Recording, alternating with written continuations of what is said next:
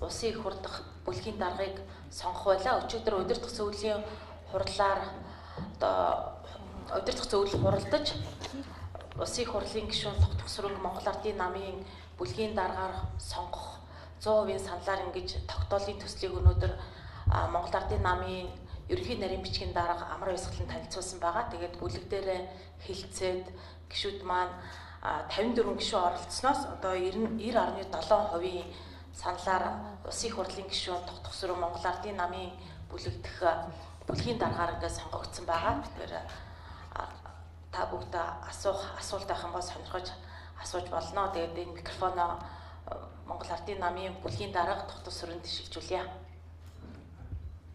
За энэ төрөлцөн ирсэн бүх хэв нэмэгдээлийн байгууллагын ажилтан сэтгүүлч та бүхэнд энэ өдрийн мэндийг өргөн дэвшүүлье.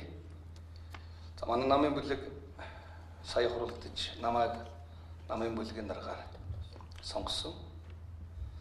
Энэ цаг үе үлээл амаргүй цаг үе байгаа. Та бүхэн мэдж байгаа. Улс төрийн хувьд их амаргүй цаг үед бүлгийн дарга ажлыг хүлээж авч яана гэж бодож байна. За би нэг 3 чиглэлээр голлож ажиллах бодолтой байгааг би нэг 3 чиглэлийг та бүхэнд хэлье гэж бодож байна. Нэгдүгээрт нь Монгол Ардын нам бол 2016 оны сонгуульд 65 судал авсан, өндөхөө олох ялт байгуулсан. Мөрийн хөтөлбөрийг хэрэгжүүлээд явж байгаа ийм нам. Тийм учраас энэ мөрийн хөтөлбөрийг хэрэгжүүлэх ажилд бүлгийн үүрэг хамгийн чухал байгаа. Тиймээс бид нэр 20-ын үед 2016 оны 7 сар хүртэл хийж хэрэгжүүлэх ажлынхаа ерөнхий чиглэлийг гаргаж намын удирдах зөвлөл засгийн газар бүлгээр хэлэлцээд ингээ хэрэгжүүлнэ гэсэн бодолтой байгаа. Олон хуулиуд үлэгдэж байгаа та нар мэдж байгаа. Үндсэн хуулийн өөрчлөлтөөс эхлээд улс төрийн намын хууль, сонгуулийн хууль гэх олон хуулиуд байгаа. Бидний амлчихсан хийж хэрэгжүүлнэ гэд хэлчихсэн юм зүйлүүд байгаа. Энийг хэрэгжүүлэхин төлөө бүлэг онцгой анхаарах ёстой гэж бодож байна. Хоёрдугаарт нь өнөөдөр энэ улсын их хурлын бүлгийн гишүүдийн нэр хүндийг дэвшүүлэх, хариуцлагыг сайжруулах чиглэлд онцгой анхаарах шаардлага байна. За энэ дотор бол бүлгийн эв нэгдлийн тухай асуудал бий. Бүлгийн гишүүдийн бас эрхийг хамгаалахтай холбоотой асуудалч байгаа. Тийм учраас энэ чиглэлээр бол одоо шинээр сонгогдсон бүлгийн даргын хувьд онцгой анхаарал тавьж ажиллана гэж бодож байгаа.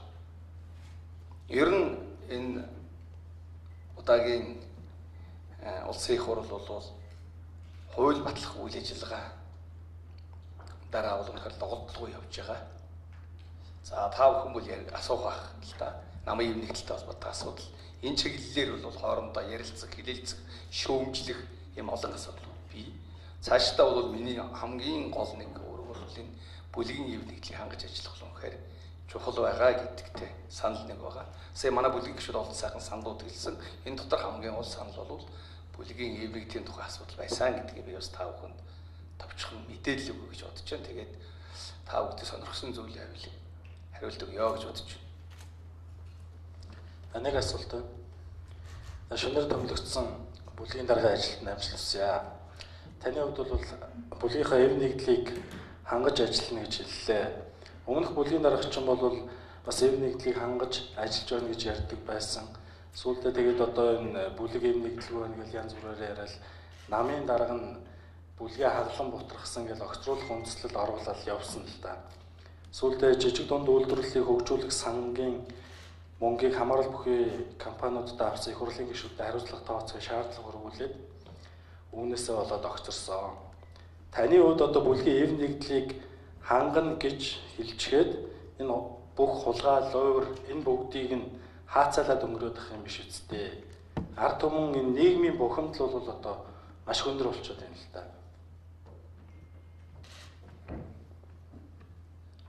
За нийгмийн бухимдал бол бид нэр маш сайн мэдэрч байгаа. Маш сайн мэдэрч байгаа. Ер нь манай их хурл засгийн газар шудраг ёсыг тогтооё гэдэг ийм л гол чиглэлд явж байгааг бол та бүхэн ойлгож байгаа гэж бодож байна. Би бол одоо дутагдал гарсан ч юм уу, хууль зөрчсөн үйл ажиллагаанд холбогдсон ч юм уу, нэр хүнтэй сэвтээсэн ч юм уу ийм гişтэй хамгаалах гэж хэлээгүй. Хамгаалах тухай яриаг. Мэдээж энэ бол хуулийнхаа дагуу юм. Өнөөдөр манай их хурл тэр дотроос бүлгийн гишүүдийн дотроос жижигхэн үйлдвэртэй холбоотой асуудал холбогдсон гишүүд байгаа. Энэ чиглэлээр тодорхой бодлого чиглэл нь гарчихсан. Ёс зүйн хүрээнд бол тодорхой хариуцлага хүлээгээд явжээ. Хууль зүйн хүрээндх хариуцлагын асуудал нь бол хууль хяналтын байгууллага шалгаж байгаа. Шалгалтын дараа ярина гэдэг ийм л чиглэлд явж байгаа. Таас хийх ажил дондаа гишүүдийнхээ эрхийг хамгаалах ажил бас байна гэдэг чинь тухайлбал ямар зүйл дээр гишүүдийн эрх зөрчигдөж гин гэж харж байгаа.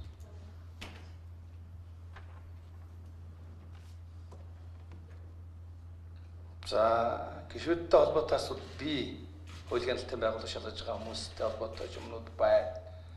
За одоо хэвлэл мэдээлэл хэрэглээ яригдж байгаа холбоотой асуудлууд байна.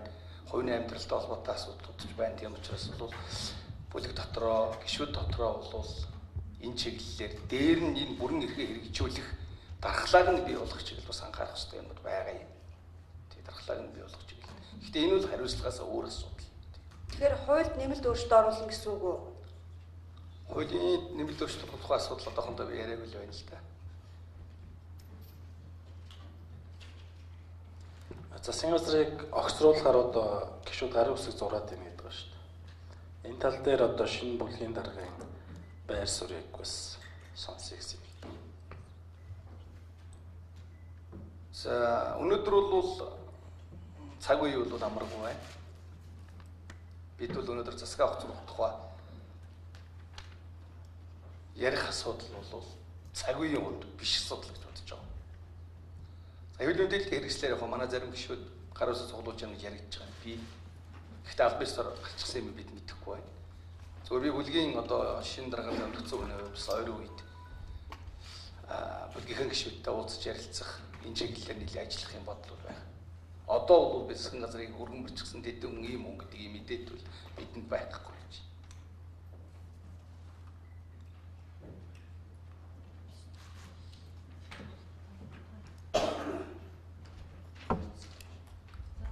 Асуулт байхгүй тий. За баярлалаа та бүхэнд.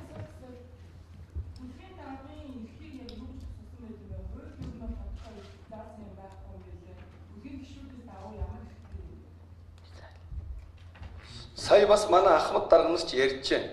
Одоо манай олон жил болсон гишүүд чинь дандаа бүлгийн даргаар дамжсан хүмүүс шүү дээ. Манай Лундай Жандсан, дарга Нямдорч, дарга Нямагийн холд, инх төвшин. За тэгээ Бям цогт. Манай олон бүлгийн дарга нар өнөөдөр их хурл сууж байна л да. Бүлгийн дарга ажиллажсэн. Бүлгийн дарга бол эрх хэмжээ гэж байхгүй. Харин хариуцлага, үүрэг зохион байгуулах ийм л гол ажилтай байдаг. Тэрнээс биш хуулиар бол байхгүй. Та нар яг чи зөө хэлж байна. Хадгаархан бүлгийн дүрм бий. Энэ дүрмээрээ хурлаа удирдна. Ганцаараа шийдвэр гаргана гэдэг ойлголт байхгүй. Зөвхөн хамтын удирдлагаараа шийдвэр гаргадаг. Ийм л байгууллага. Тэгэхээр бүлэг бол эрх хэмжээ хийсэн илүүтэйгээр зохион байгуулах гишүүдэд одоо энэ улсын хуралд орж ирж байгаа хуулиудад идэвхтэй оролцуулах энэ шийдвэр гаргуулах чиглэлд онцгой анхаарах ийм л туслах, дэмжих, зөвлөх ийм л байгууллага гэж бид нар ойлгож байна. Нэг асуулт асуучих. Таныг бол ерөнхийдөө бол одоо энэ хурцгийн фракцийн гэж ярьдаг л байна. Тэгээд одоо яг энэ бүлгийн дарга сонгох болсон чинь хурцгийн фракцийн бүгдөө жижиг дунд үйлдвэрлэлийн бэлзээлтэй нэр холбогдоод танаас өөр хүн нэр дэвших тийм шанс байгаагүй. Таныг нэр дэвшгсэн чи та өөрөө нэр дэвшихгүй гэдэг өчигдөр ахиж удирдах зүйл ороод таныг хүчээ шахсан юм яасан.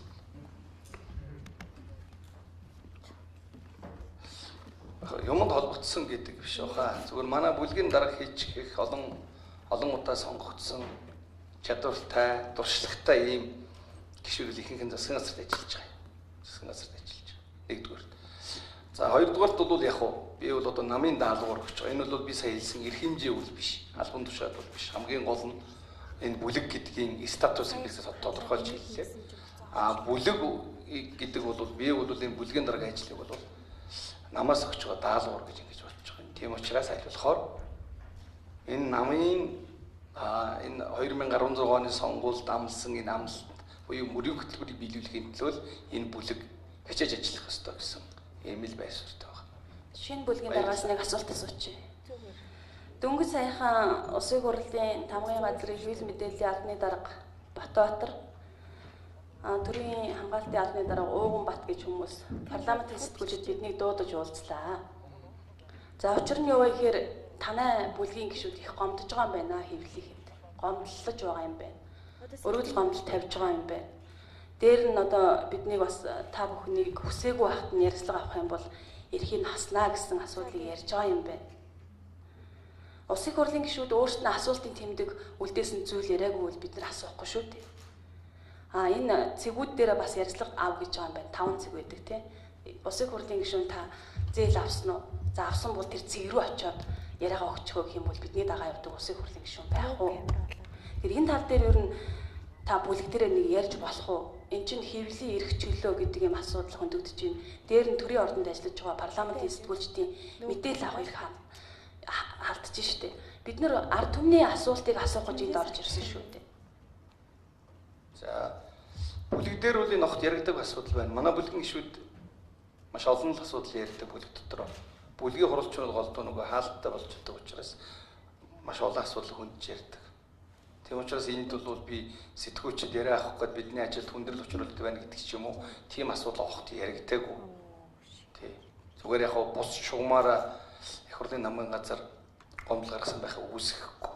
Тий. Яг хуу таны тавьж байгаа санал бол ер нь заавал цэг гэхгүйгээр одоо бидний ажиллах болцоог олгож өгөөч гэдэг ийм санал хийж байна. Бид нар яг дараагийн бүлгийн хурал дээр бас гишүүдтэйгээ ярилцъя гэж ингэж бодож байна. Манай гишүүдийн зүгээс бол энд нэг хэвлэл мэдээллийн байгууллагатай харилцахгүй гэдэг тийм ойлголт байхгүй бах уу?